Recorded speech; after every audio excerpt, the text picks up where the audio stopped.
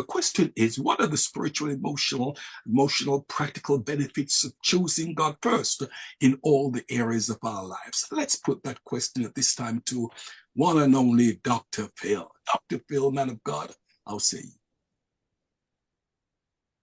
you. Thank you. Thank you, Bishop. I really appreciate that. I believe that Jesus is pointing us to the perfect alignment for our lives, right? Because in seeking Him first, you get to know what God thinks about your situation before you start thinking about your situation.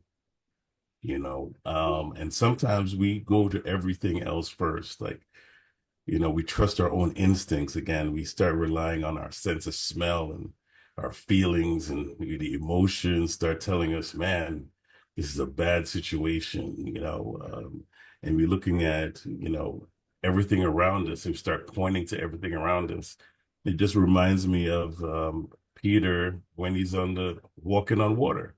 The man is doing something absolutely supernatural. And then he looks around him and he goes, man, look at this wind. Look at these waves. Everything around him starts to tickle his senses. And as soon as he surrenders his sight to his environment, he starts to sink. But then his prayer is, Lord, help me. And Jesus comes and he pulls him up.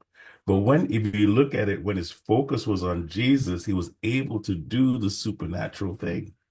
And sometimes we base our solution only in a place of logic. Oh my goodness, yeah, if I don't do this, this, and this, and this, well, it's not going to happen. But what if one day God says, you know what, I'm going to hold the sun still just for you, so you could get your stuff done today? Or what if I'm going to do this? What if God wants to do something supernatural just to show himself and say to you, man, this is me, and only I could do this?